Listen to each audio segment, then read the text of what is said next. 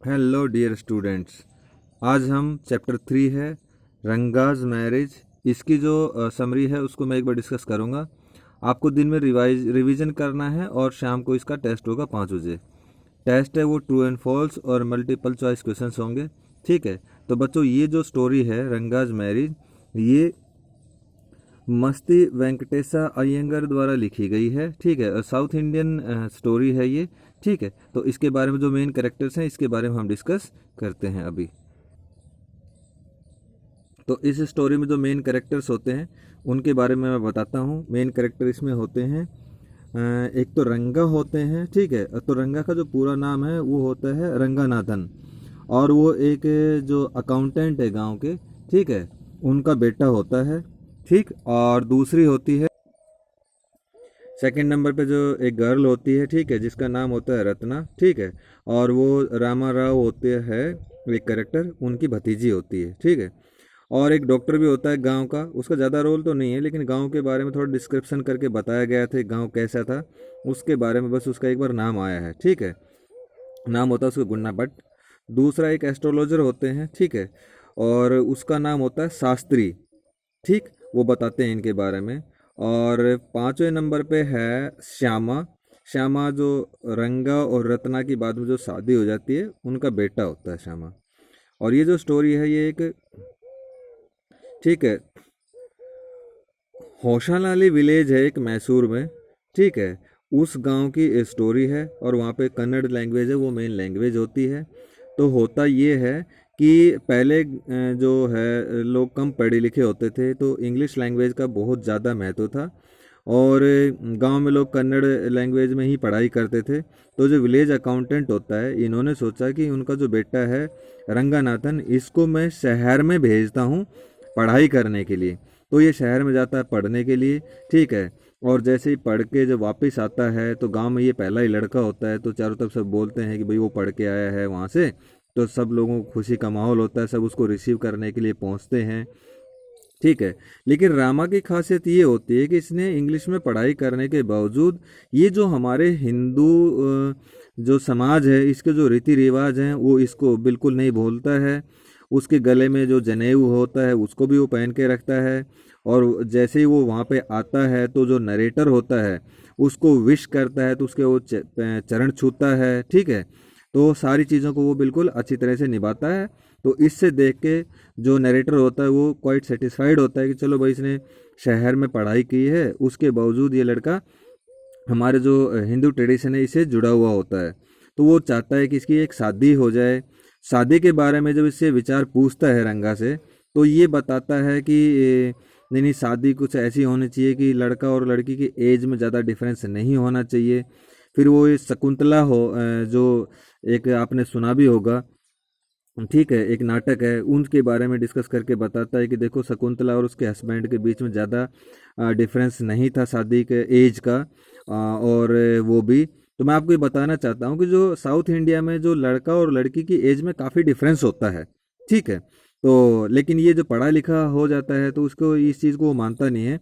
और फिर दूसरा अपना विचार बताता है कि आदमी को शादी उसी लड़की से करना चाहिए जिससे वो प्रभावित हो, जिससे वो प्यार करता हो, डिस्कस करता हो। तो नरेटर को लगता है कि भाई ऐसा तो हो नहीं पाएगा, यहाँ पे तो इसकी शादी नहीं हो पाएगी।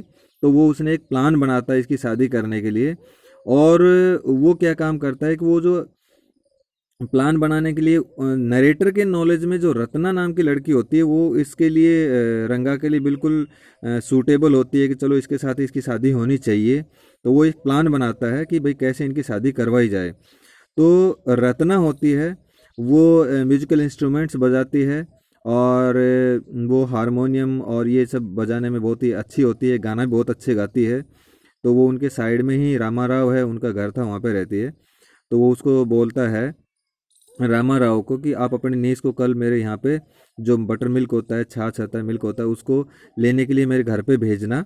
और उसी दौरान उसी टाइम पे वो प्लान करता है, रंगा को बुलाता अपने घर पे कि कल आप मेरे घर पे आना। ठीक है, और जैसे ही रत्ना उनके घर पे आती है, नरेटर के घर पे आती है, तो वो बोलती है कि बेटा आप एक बार अंदर रूम में जाओ और मुझे एक बार गाना गा के सुनाओ।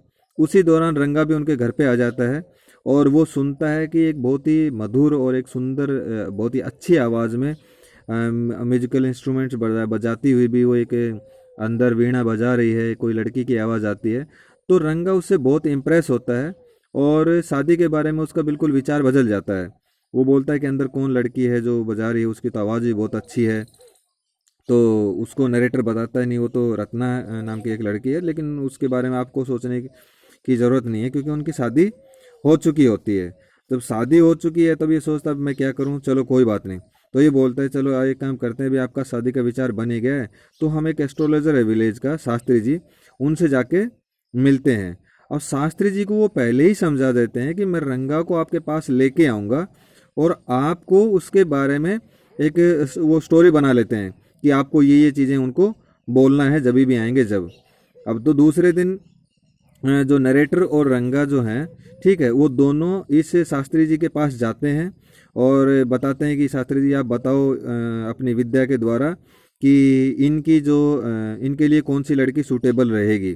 तो शास्त्री जी थोड़ा सा ढोंग करते हैं और जैसा कि नरेटर ने शास्त्री को बताया तो उसी लैंग्वेज को बताता है कि उनकी शादी किसी ऐसी लड़की से होगी, ऐसा नाम मुझे याद आ रहा है जो समुद्र की तलहटी में मिलता है। तो इन्होंने बताया कि कमल। बोला नहीं नहीं कमल नहीं, वो तो बहुत ही रेयर स्टोन होता है। तो फिर वो बोलते हैं कि वो तो रत्न हो सकता है कोई। बोला हाँ हाँ हाँ, रत्न, रत्न नाम की कोई लड़की है, उनसे आपकी शादी होगी। तो वापस आते वक्त वो दोनों डिस्कस करते हैं, रंगा और नरेटर दोनों डिस्कस कर रहे होते हैं कि यार अभी ऐसी लड़की तो कोई है नहीं। तो फिर नरेटर बताता है कि रामाराव की नीस है, भतीजी है, उनसे हो सकता है आपकी शादी। तो रंगा बोलता है थोड़ा दुखी आवाज़ में कि नहीं नहीं उसकी तो शादी हो चुकी है।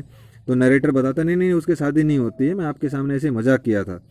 तो इसको देख के रंगा बहुत ही खुश होता है और बोला चलो ठीक है उनसे शादी कर लेते हैं। तो इस प्रकार नरेटर ने एक प्लान के थ्रू उन दोनों की शादी करवा देता है। काफ़ी दिन बाद उनकी शादी होती है और रंगा की और रत्ना की बाद में शादी के बाद एक बेटा होता है, उसका नाम होता है श्यामा। तो इस प्रकार ये स्टोरी बनी होती है। थोड़ा थोड़ा उनके विलेज के बारे में भी बताया है नरेटर ने कि उनका विलेज कैसा था, कि जो होशा लाली जो विलेज है, ठीक है, तो ये जो विलेज है ये बहुत ही छोटा सा विलेज है और आपको ज्योग्राफी की बुक में तो कहीं देखने को नहीं मिलेगा, लेकिन जो मैसूर जो सिटी है वहाँ पे बहुत ही फेमस है ये गांव और उसके बारे में मिल जाएगा।